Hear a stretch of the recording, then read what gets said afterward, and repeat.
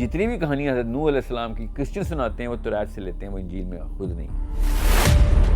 روح کیا ہوتی ہے؟ اصحاب کہف کا قصہ آپ کو کتنا پتہ ہے؟ یاجوج ماجوج کو حضرت آدم کی رعیت اولاد حدیث میں ہی کہا گیا۔ سورہ کہف جس طریقے سے نازل ہوئی ہے اس طریقے سے جو پڑھے گا دجال سے بچے گا۔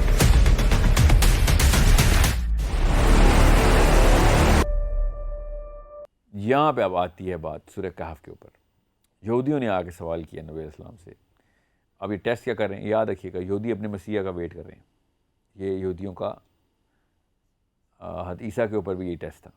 یہ اپنے مسیح کا کس لیے ویٹ کریں یہ پتہ ہونا چاہیے آپ کو۔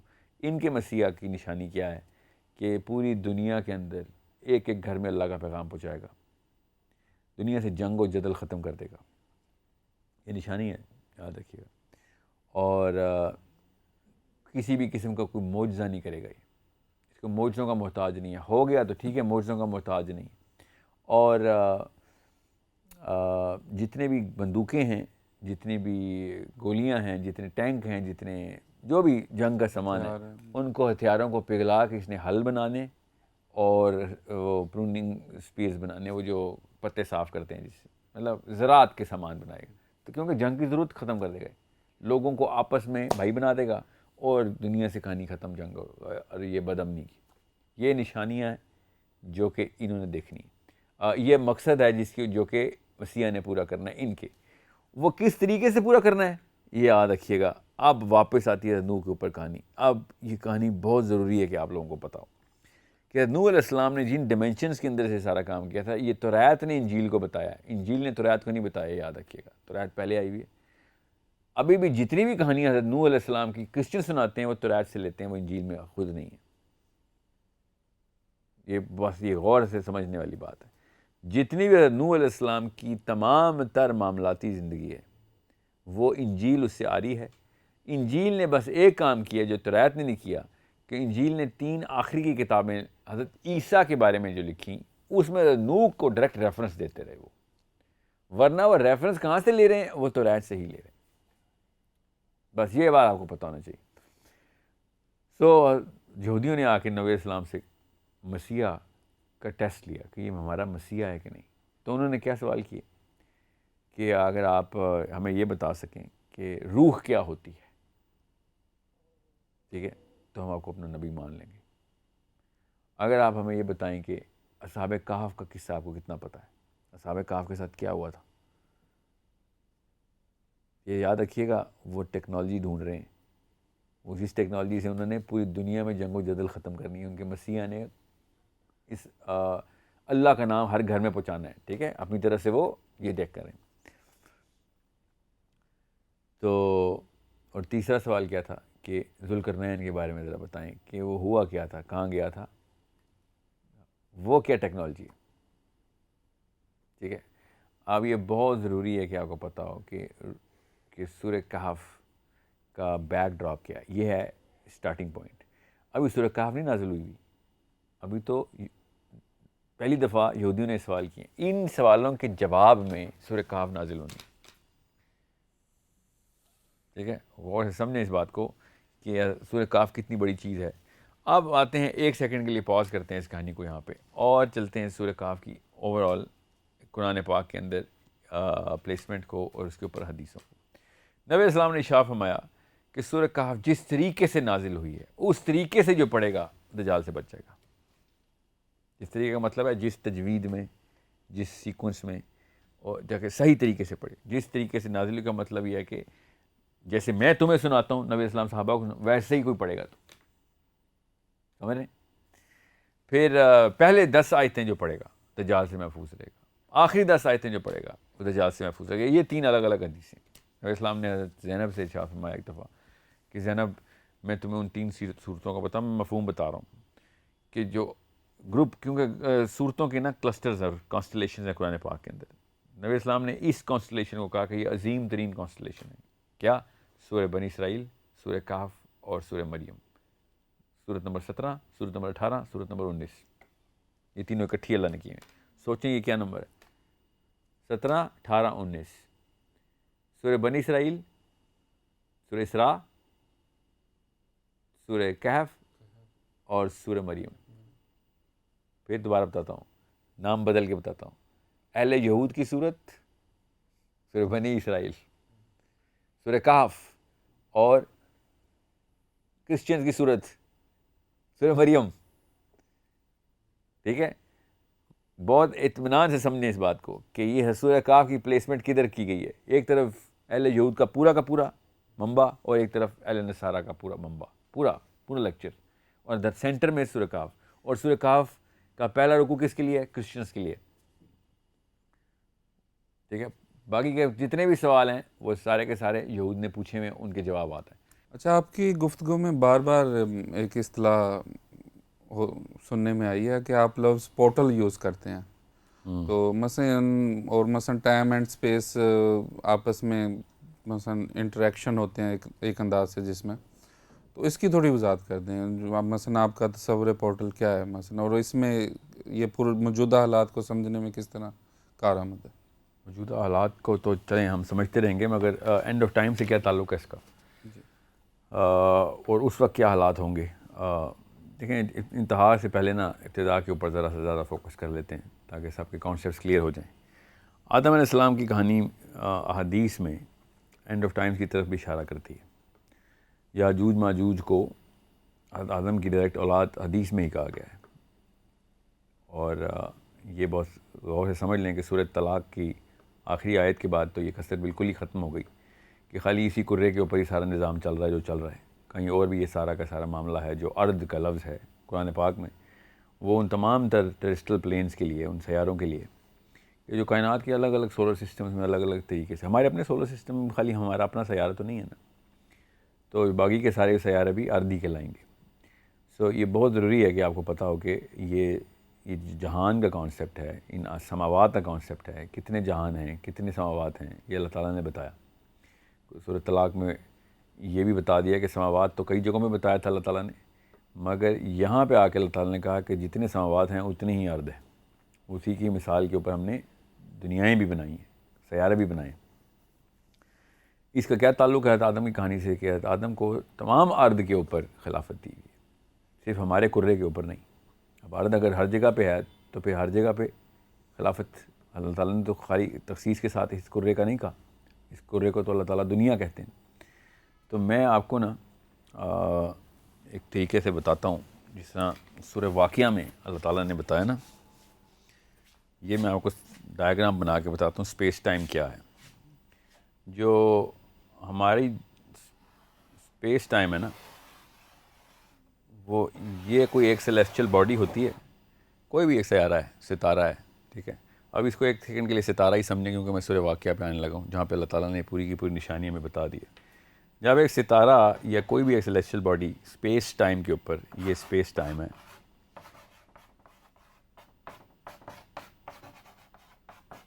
اس کے اوپر اپنا وزن ڈالتی ہے, تو یہ جو کرویچر بنتا ہے نا, یہ کرویچر باقی کی تمام تر چیزوں کو اس کی طرف پل کرتا ہے. اس کو ہم گریوٹی بولتے ہیں. ٹھیک ہے, یہ بات اس کو آپ نے مد نظر رکھنا ہے. میں یہ 2 ڈائمینشنل پکچر بنا رہا ہوں, اصل میں تو یہ ملٹی ڈائمینشنل کرویچر ہوتا ہے. اب سمجھ لیں کہ یہ ستارہ جو ہے نا, سمجھ کے لیں, اب ہمیں سائنس نے بھی بتا دیا کہ جو ستارہ, اور قرآن پاک نے بھی بتایا ہے بالکل اسی طریقے سے پے در پے بتایا ستاروں کی کہ کیا حالات ہوتے ہیں. تو ستارہ جب اپنا ویٹ, اپنا میس بڑھانا شروع کر دیتا ہے, اور اس کے اندر ایک خاص ایلیمنٹ جو ہے وہ اس کی جو ہے نا ڈینسٹی بڑھ جاتی ہے. اب میں اوور سمپلیفائی کر رہا ہوں, میں انگریزی ذرا کم استعمال کرنا چاہ رہا ہوں. تو جیسے ہی اس کا وزن اب بڑھنا شروع ہو جائے گا, تو یہ اس کے کرویچر کو اور یہاں سے لے کے یہاں پہ لے آئے گا. ستارہ اب ادھر آ جائے گا. ٹھیک ہے, اور یہاں سے کرتے کرتے یہ ادھر, جیسے اس کا ویٹ اور بڑھنا شروع ہوگا, اس کا میس ایکومولیٹ ہونا شروع ہوگا, اس کو ہم بلیک ہول بولتے ہیں. ٹھیک ہے, اب مسئلہ یہ ہے کہ بلیک ہول یہ نہیں ہے. سائنس جتنا مرضی ترقی کر لے, قرآن پاک نے اس کو کس طریقے سے بتایا, اس پہ غور کرنے کی ضرورت ہے ہم سب کو. یہ غور سے دیکھیں اب آپ کہ اللہ تعالیٰ نے سورہ واقعہ میں کہا نا, سورہ واقعہ میں 75 نمبر آیت میں, کہ میں قسم اٹھاتا ہوں ستاروں کے گرنے کی جگہوں کی. یہاں پہ ستارہ آ چکا ہے اب اپنا ویٹ میکسیمم گین کر کے. مسئلہ ہے سائنس یہاں پہ دیکھ سکتی ہے نا. اب یہاں پہ تو اتنی زیادہ میکسیمم پل ہوتی ہے اس کی گریوٹی کی کہ لائٹ بھی آگے نہیں جا سکتی. لائٹ بھی جتنی نکلتی ہے ستارے سے واپس کھینچ لی جاتی ہے. اتنی زیادہ کھینچ ہے اس کی, کشش ہے اس کی. یہاں پہ ہمیں نظر آتا ہے وہ بلیک ہول جو کہ ہمیں تصویروں میں نظر آ رہا ہے. یہ ہے وہ بلیک ہول.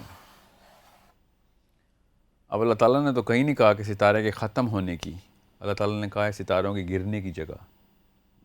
اور سمجھیں اس بات کو, اللہ تعالیٰ یہاں پہ بڑے آسانی سے کہہ سکتے تھے کہ ستارہ جہاں پہ بھسم ہو جاتا ہے, یا ستارہ اپنی جو مٹیریل ہے وہ بالکل ڈسپرس ہو جاتا ہے اس کا. ایسا کسی بھی قسم کا قرآن پاک بالکل پوری طریقے سے آ رہی ہے. ہم جہاں سے بھی دیکھیں گے ہمیں یہی نظر آئے گا. یہ اللہ حصہ تو, یہ ستارہ تو نظر آ ہی نہیں رہا. ستارہ تو اصل میں اپنی حیثیت میں موجود ہے مگر ہمیں نہیں نظر آ سکتا. جدھر سے بھی دیکھیں گے آپ, جس مرضی اینگل سے دیکھیں گے, کیونکہ یہ بھی تو خیر 2 ڈائمینشنل پکچر ہے نا, اس کو آپ ملٹی ڈائمینشنل بھی دیکھیں گے تو ستارہ کہیں چلا گیا ہے. یہ پورا کا پورا اس نے یہ کرو بنا دیا ہوا ہے. اور اگر یہ کرو نہ بناتا, فار ایگزامپل یہ ستارہ ختم ہو جاتا, یہاں سے ختم ہو گیا, تباہ ہو گیا, ریزہ ہو گیا, تو اسپیس ٹائم کا کرویچر واپس آ جائے گا. اصل میں تو ایسے نہیں آ رہا, کیونکہ یہ بلیک ہول ہمیں بتا رہا ہے کہ ستارہ اپنی پوری کی پوری ویٹ کے ساتھ موجود ہے ادھر. اب اور سمجھیں, اس کا مطلب ہے کہ کوئی سوراخ نہیں ہوا, بینڈ ہوا ہے کچھ. یہ اسپیس ٹائم اتنا میکسیمم بینڈ ہو گیا. اب یہاں پہ جتنے بھی, یہ سورۃ طلاق کی تفسیر غور سے سمجھیں, یہ جتنے بھی ریلمز کراس کر رہا ہے, یہ سورہ ملک بتا رہی ہے ہمیں کہ یہ تمام تر سماوات کو کراس کرتا ہوا نیچے تک جا رہا ہے. کہاں پہ جا رہا ہے ہمیں بھی نہیں پتا. یہ اللہ تعالیٰ نے بتایا کہ اگر تم جان لو, 76 نمبر آیت میں, کہ میں جو یہ قسم اٹھا رہا ہوں یہ کتنی بڑی قسم ہے. سمجھ رہے ہیں کہ فلا اقسم بمواقع النجوم, کہ یہ وہ جگہ ہیں جہاں پہ نجوم جہاں پہ گر رہے ہیں. میں قسم اٹھاتا ہوں ان جگہوں کی جہاں ستارے گر جاتے ہیں. یہ وہ ہمارا والا آسمان ہے, یہ ہمارا جہان ہے, یہ دوسرا ہے, یہ تیسرا ہے, یہ چوتھا ہے, اور پتہ نہیں کدھر تک جائے گا یہ. اب یہ جتنے بھی جہان یہاں سے راستے کھل رہے ہیں ادھر آنے کے, یہ اس ستارے نے یہ پورا کا پورا ڈور وے اوپن کر دیا ہوا ہے. سمجھ رہے ہیں؟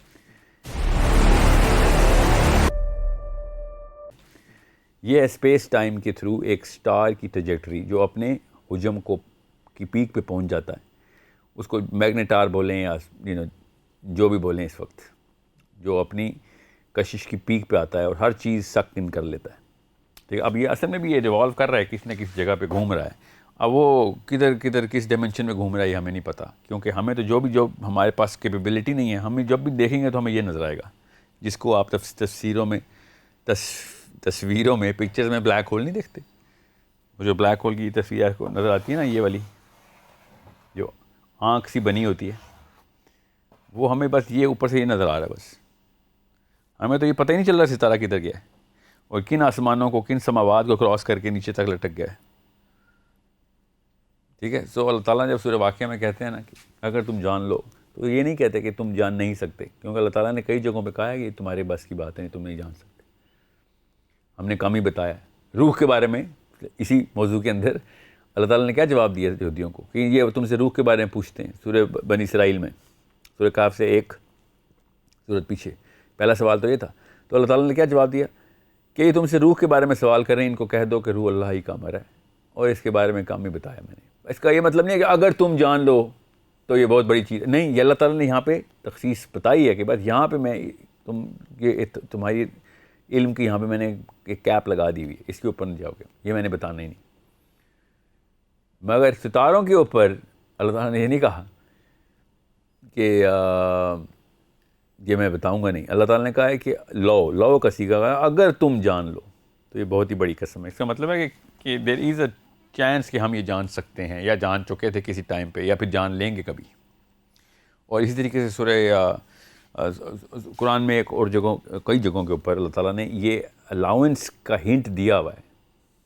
سورہ غافر آئی تھنک, جس میں اللہ تعالیٰ نے کہا نا کہ اگر تمہارے اندر طاقت ہے تو قوت لگاؤ، اوپر آ کے دیکھ لو، اوپر آسمانوں میں آ کے دیکھ لو، پہلے آسمان نہیں دوسرے میں آؤ، تیسرے میں آؤ، چوتھے میں آ کے دیکھ لو، تمہیں پتہ چل جائے گا سلطانی کس کی ہے، کون ہے اصل میں کرتا دھرتا پوری کائنات کا۔ تو اس کا مطلب یہ ہے کہ یہاں پہ بھی الاؤنس اللہ تعالیٰ دے رہے ہیں کہ آ سکتے ہو تو آ کے دیکھ لو، تو تمہیں پتہ چل جائے گا کہ سلطانی کس کی ہے، کہ آ سکیں گے ہم، کہ کوئی ایسی ٹیکنالوجی ہوگی انسانوں کے پاس یا کسی دور میں رہی ہے یا آئے گی کہ جس میں ہم یہ والے آسمان کو کراس کرنے کی کیپیبلٹی شاید رکھ سکیں۔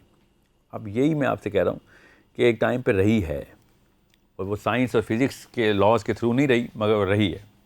وہ جس بھی ٹیکنالوجی کے تھرو یہ پورا کا پورا سسٹم اسٹیبلش کیا گیا ہے، ڈسکور کیا جائے گا، وہ پہلے حضرت نوح کے ٹائم پہ، حضرت ادریس کے ٹائم پہ، ذوالقرنین کے ٹائم پہ، اور پھر کیا پتہ دجال کے ٹائم پہ، کیونکہ لگ تو ایسے ہی رہا ہے۔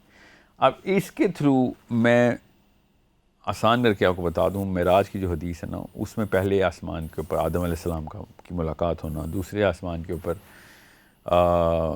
باقی کے تمام انبیاء کی اپنی اپنی لسٹ ہے، چوتھے آسمان کے اوپر حضرت ادریس کے ساتھ ملاقات، چھٹے آسمان کے اوپر موسیٰ، ساتویں آسمان کے اوپر ابراہیم علیہ السلام، یہ سارے کے سارے نبی علیہ السلام سے ملاقات کر رہے ہیں، بات چیت ہو رہی ہے، یہ کہیں نہ کہیں پہ تو موجود ہیں۔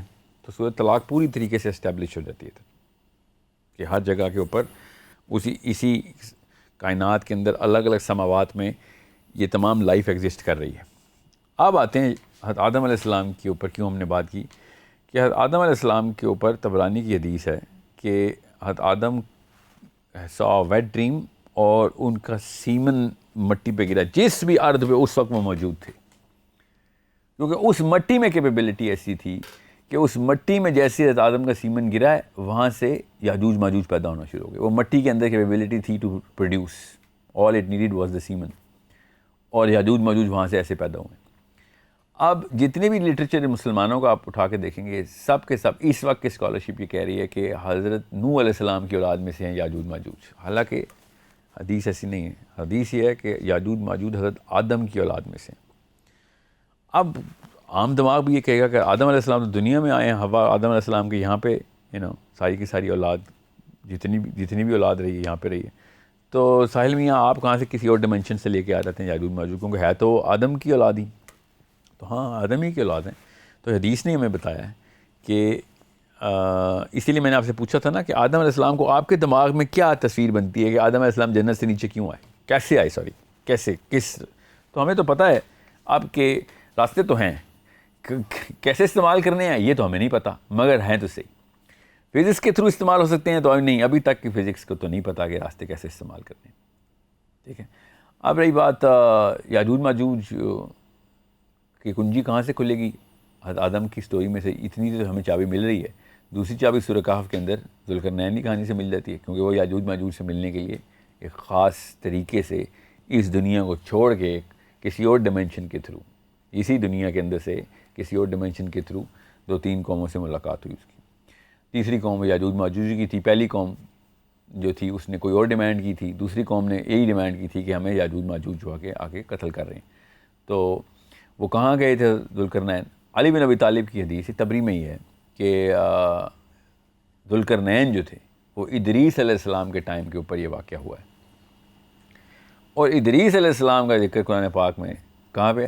سورہ مریم میں، سورہ مریم سورہ کہف کے بعد ہے۔ اور ادریس علیہ السلام کا کیا ذکر ہوا ہے؟ غور سے سنیں کہ اللہ تعالیٰ نے ان کو اوپر کے ایک مکان میں اٹھا لیا، وَرَفَعْنَا مَكَانًا عَلِيًّا، کہ اللہ تعالیٰ نے ادریس علیہ السلام کو اپنے اوپر کسی ایک مکان میں ٹھہرا لیا۔ ٹھیک، اب ایک باقی کی حدیث کے تھرو پر چلتا ہے کہ حضرت ادریس کا وصال اور انتقال بھی ادھر ہی چوتھے آسمان پہ ہی ہوا، جدھر بھی اٹھایا تھا ادھر ہی ہوا، مگر دنیا میں نہیں ہوا۔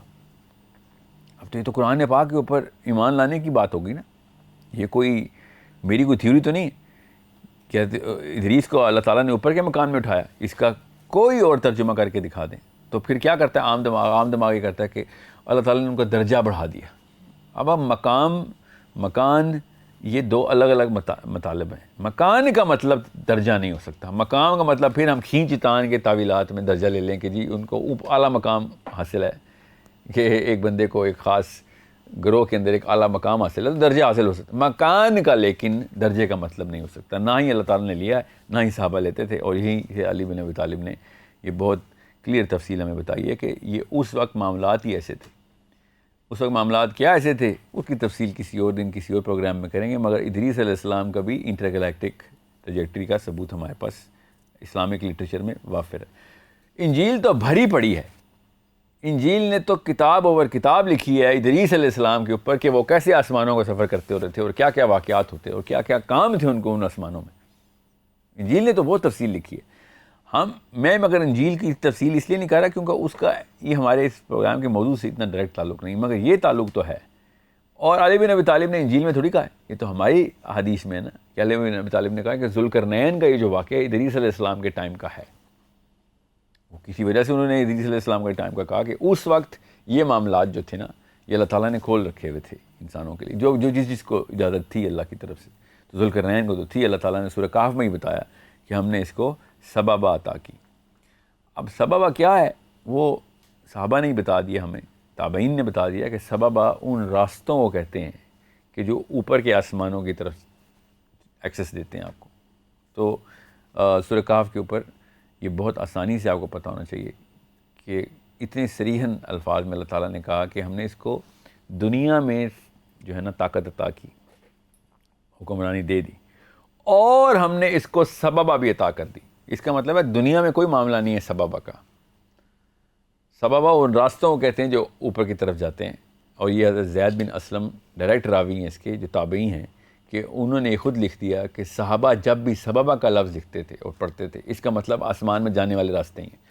قرآن پاک میں یہ کئی جگہوں پہ استعمال ہوا ہے یہ لفظ اپنے مصدر کے ساتھ، اور تمام جگہوں کے اوپر آسمان میں جانے والے راستے ہی بتایا اللہ تعالیٰ نے، سوائے سورہ کہف میں علماء کرام نے اس کا مطلب دنیا میں طاقت کو کہہ دیا کہ دنیا میں کوئی بھی طاقت ہو اس کو سببہ بولتے ہیں.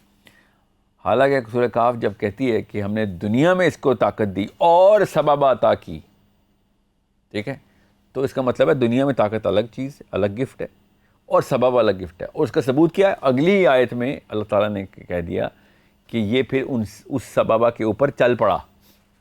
فاتبہ سببہ کا مطلب ہے کہ اب میں اس راستے پہ چل پڑا، اس مطلب لٹرلی اس سڑک پہ چل پڑا. یہ آیت ساتھ ہی اس آیت کے ساتھ منسلک آیت. تو اس کا یہ مطلب ہے کہ وہ طاقت کا معاملہ نہیں کرنا ادھر، یہ ان راستوں کا ہی معاملہ ہے. تو یہ طاقت ہی پھر علی بن ابی طالب نے ہی یہ حدیث رقم کروائی کہ ذوالقرنین کو اللہ تعالیٰ نے آسمان میں بادلوں کے اوپر چلنے کی طاقت بتا دی گئی تھی، ٹھیک ہے. اور پھر جو کعب الاحبار ہیں جو تابعی ہیں وہ انہوں نے ذوالقرنین کے بارے میں یہ بتایا کہ ذوالقرنین جب نکلا تھا تو ثریا ستارے پہ گیا تھا اپنے لشکر کے ساتھ. ثریا ستارے پہ، وہاں پہ ان کے لشکر نے گھوڑے باندھے تھے جا کے. تو یہ تو سوائے اس سینس کے کہ جو سینس اب کہیں جا کے ہمارے ذہنوں میں آتی ہے، تب کہیں جا کے ہمیں پتہ چلتا ہے کہ یہ کہانی تو کہیں اور چل رہی ہے کسی اور ڈیمنشن کے اندر. میں یہ نہیں کہہ رہا ہوں کہ یہاں پہ پورٹل کھلے اور مریخ پہ پہنچ جائیں یا پھر کسی اور آسمان میں پہنچ جائیں. کیا پتہ ادھر ہی یہ راستہ ہو، دنیا میں ہی یہ راستے ہوں اور دنیا میں ہی آپ یہ سارے معاملات کریں، مگر اس ڈیمنشن میں نہ کریں. اس کا مثال کیا ہے؟ جیسے جن اسی دنیا میں رہتے ہیں ہمارے ساتھ، مگر ان کی ڈیمنشن کوئی اور ہوتی ہے. اور قرآن پاک نے ڈیمنشن ہی کا لفظ بولا کہ یہ تمہیں اس جگہ سے دیکھتے ہیں جس جگہ سے تم ان کو نہیں دیکھ سکتے. تو جن کے موقع پہ ہم جب ڈیمنشن کی بات اور پورٹل کی بات سمجھ لیتے ہیں تو باقی کے معاملات کے اوپر ہمیں کیوں نعوذ باللہ یہ ایک رعایت مل رہی ہے کہ نہیں یہاں پہ نہیں کر سکتے کیونکہ یہ ہمارے ذہنوں کو سمجھ نہیں آتی. عبداللہ بن مسعود نبی علیہ السلام کے ساتھ ایک دفعہ سفر پہ تھے تو عبداللہ بن مسعود کہتے ہیں میں نے دیکھا کہ نبی علیہ السلام کے سامنے ایک جماعت آ کے رکی ہے کالے ملبوسات میں، دراز قد لوگ، اور نبی علیہ السلام نے پھر صحرا کی ریت میں ایک لکیر کھینچ دی. اور عبداللہ بن مسعود کہتے ہیں مجھے کہا ہے کہ عبداللہ بن مسعود تم دیکھو گے ابھی میں ان کے ساتھ چلتا چلتا غائب ہو جاؤں گا، تم میرے پیچھے نہ آنا. اگر تم میرے پیچھے آ گئے تو قیامت تک مجھے ڈھونڈتے رہو گے، ہم ایک دوسرے کو نہیں مل سکیں گے. میں تمہیں نہیں ملوں گا پھر، کیونکہ تمہیں نہیں راستے پتہ ادھر کے، تم گم ہو جاؤ گے اور پھر میں تمہیں نہیں ملوں گا. اس لکیر کو کراس مت کرنا. عبداللہ بن مسعود نے خود کہا کہ وہ جنوں کی جماعت تھی جو کہ نبی علیہ السلام نے پھر ڈائریکٹ دعویٰ کی، ان کے ساتھ دعوت دی، اور وہ مطلب فزیکل واقعہ ہے، کوئی خواب کا واقعہ تو ہے نہیں. سو یہ سب کے سب معاملات ہمیں پتہ ہیں. ہمیں کوئی پڑھنے والا بندہ ہو تو پڑھے تو یہ سب کڑیاں خود ہی جڑ جاتی. سو جب ہمیں پتہ ہے اس کائنات کو، سماوات کو چھوڑیں، اس کرے کے اندر بھی اسپیس ٹائم کس طریقے سے اپنی ڈیمینشنز کو چینج کرتا ہے اور ہمیں کھڑکیاں اور دروازے کھول کے دیتا ہے. اور یہی سورہ نبا میں اللہ تعالیٰ نے کہا کہ قیامت جب آنے والی ہوگی، جب قیامت کی گھڑی جب آ رہی ہوگی یا آ چکی ہوگی، تو آسمان کو تم دیکھو گے تو آسمان میں دروازے ہی دروازے نظر آئیں گے. آسمان لٹرلی دروازے کا لفظ ہے، ابوابا، کہ آسمان دروازے دروازے ہو جائے گا. تو اس وقت یہ سارے معاملات کھل جائیں گے. اب میں آپ کو بتا رہا ہوں کیوں قیامت سے پہلے میں دروازے کھولا، کیونکہ حدیث بڑی کلیئر ہے کہ جب ایک دروازہ کھلے گا نا، کوئی سا ایک، اور وہ کون سا دروازہ ہم کریں گے بعد اس پہ، کیونکہ دجال اور عیسیٰ نے کہیں نہ کہیں سے تو آنا ہے، تو وہ ان میں سے ایک دروازہ کھلنا ہے. وہ ایسے ہی وہ دروازہ کھلنا ہے، باقی کی تمام مخلوقات نے بھی انٹری کرنا شروع کر دینی. میں اس لیے کہتا نا وہ پے در پے واقعات ہونے ہیں پھر وہ، اور ویسی ایسی مخلوقات ہیں کہ جن کا دنیا میں کسی بھی لیول کے اوپر ایکسپلینیشن نہیں مل سکتی.